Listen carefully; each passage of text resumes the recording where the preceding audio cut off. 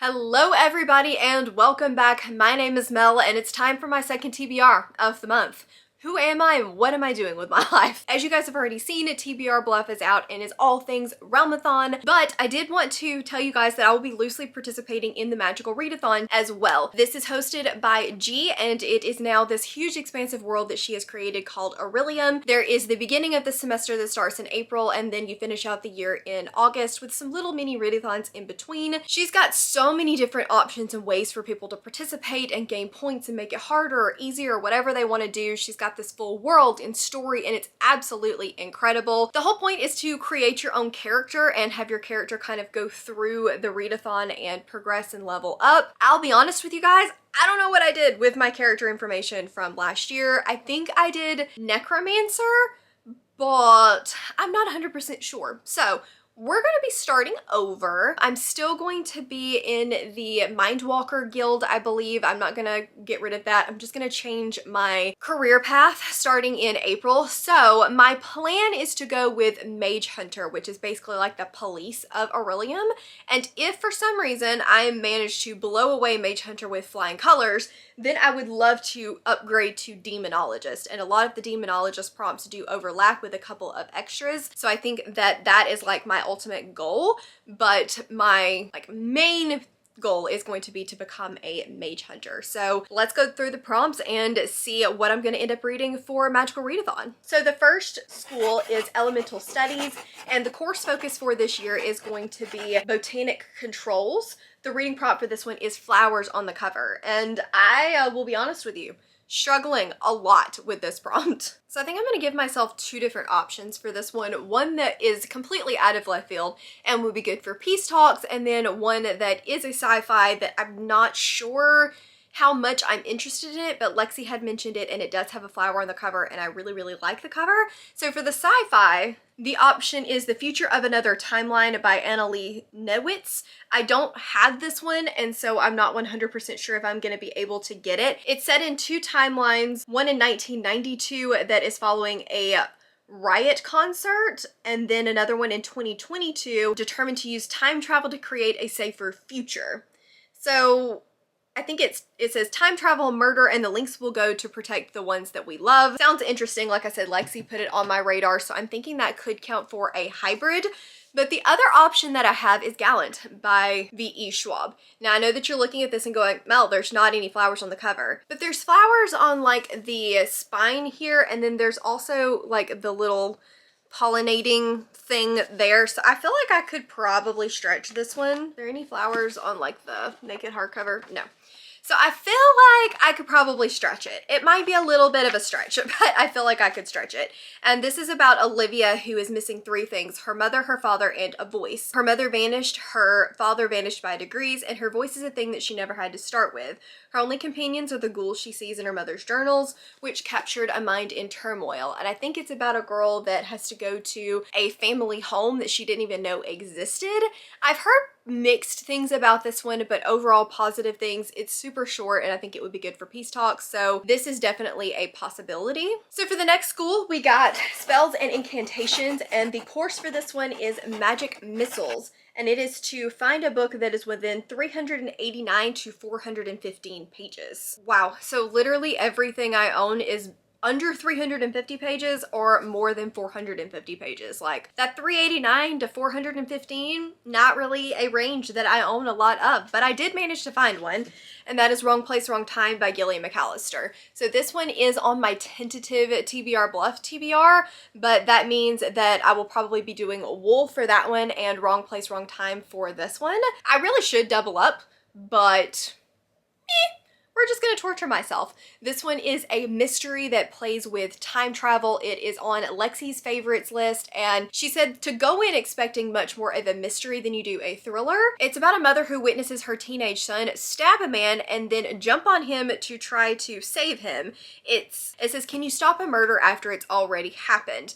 It sounds twisty, it sounds fun, I'm excited to read it. I don't normally love like Reese's book club picks, but I'm ready to give this one a try after hearing some good things from people that I trust like Lexi and Deb.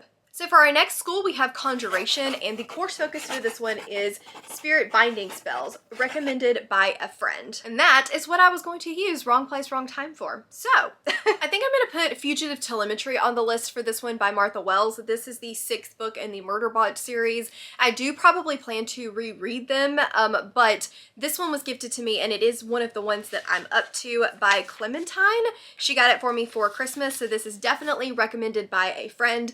Murderbot is about a murderbot who just would love for people to leave them alone and let them watch their soap operas, but instead they keep getting sent off on missions to basically be like a guard on all of these different planets.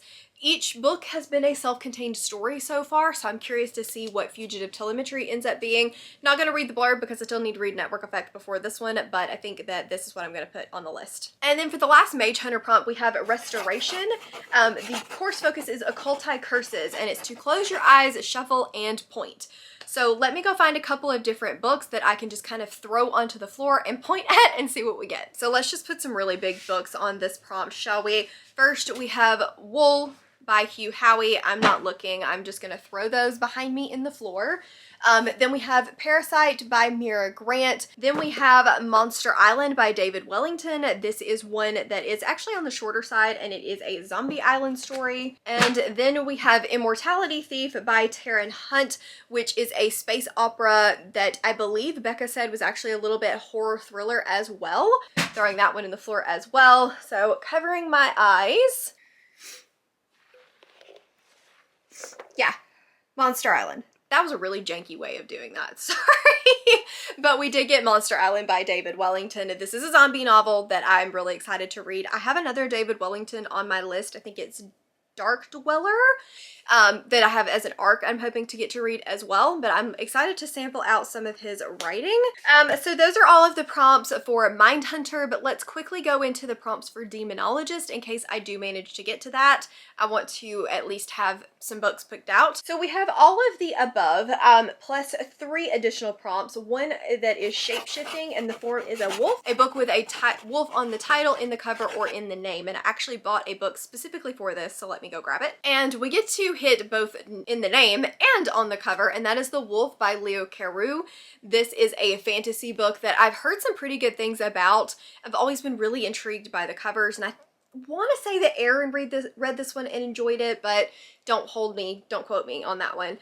It's about war and rivalry, a clan that is set in the north, and they live for ages and millennia, and they don't think that you should really worry about material things and riches. And then we have people that live in the south that only live for a few decades at a time, kind of like we do, and so they're very focused on the riches of the world and creature comforts and that kind of thing. The armies go across the Black River, and there's a fragile peace between the two races that is now shattered. It's about a battlefield and people that are fighting for their land and their survival. Very interested in this one. It sounds like a military fantasy, and again, I bought it just for this prompt. I was already interested in it. I didn't buy it just for this prompt, but you know.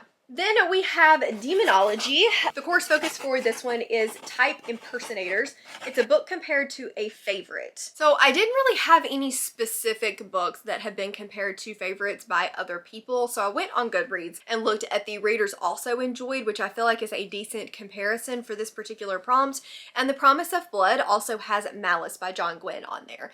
And I really enjoyed Malice and need to continue on with that series. But this one has been also enjoyed by readers that enjoyed Malice. I think if I really enjoy this one, a good one for this prompt in the future would be The Thousand Names by Django Wexler, because Rachel said that it is even better than The Promise of Blood, so that might be an option in the future. But for this particular prompt, I'm going to go with this one. It is a flintlock fantasy about broken promises and broken peace and gods that are going to return to walk the earth. I'm super excited for this one. Comes highly recommended, so fingers crossed, and this is the Backlist Book Club pick for the month of April, I believe. We're going to be reading the whole series. And then the very last prompt is Lore, Legends of Dia, which is a book with a map. So let me go digging and see if I can find a book with a map. I know that I'm going to be able to find a fantasy book with a map, but I'm trying to get into sci-fi this month, so let me go do a little bit of digging. I found a map, and it's a book that I've had on my TBR for forever, and I really wanted to read in the month of April, and it is a, I think, fantasy horror sci-fi blend. I'm really excited, and that's that's The Helm of Midnight by Maria Lassiter. This, like I said, has been on my TBR for forever, and I just opened it up just to see, and look, there's a map. I'm so excited. I can't believe this has a map in it. This is about a legendary serial killer that stalks the streets of a city shrouded in darkness and secrets. It is about a heist, and thieves have made away with an artifact of terrible power, the Death Mask of Louis Charbon. Made by a master craftsman, it's imbued with the spirit of a monster from history who is a serial murderer. Now he's on the loose once more, killing beyond the grave. Corona and her fellow regulators must enter the mine of madness to stop this insatiable killer while fighting the terrible truths that are left in his wake. Sounds so good. I got an advanced listening copy of the audiobook for this one, so I am so excited to hopefully read this one in the month of April. Was not able to get it on my TBR Bluff TBR, so this is perfect. I'm so excited. Okay guys, so those are all of the books that I'm hoping to read for the Magical Readathon. Again, I'm going to go for Mage Hunter first, and if I complete all of that, we'll then move on to Demonologist, and then whichever one I end up finishing is the one that I will continue with in the month of August. I need to do a little sit down thinking about what I want the name of my character to be this year. Like I said, we're going to stay in the Mindwalkers Guild, but I'm really excited. Let me know down in the comments if you are going to be participating in Magical Readathon, and if you are, what your focus is going to be this year. Are you continuing? Are you going to become a novice and continue on with the career that you had last year? Are you going to be like me and starting fresh, picking a new career? Let me know. Super nosy. Want to know what everybody's doing down in the comments below. But thank you guys so very much for watching. As always, links to my Patreon, Instagram, Twitter, and Goodreads are all in the description box down below. If you guys enjoyed this video, please give it a big thumbs up and subscribe if you wanna, and I will see you in the next one. Bye.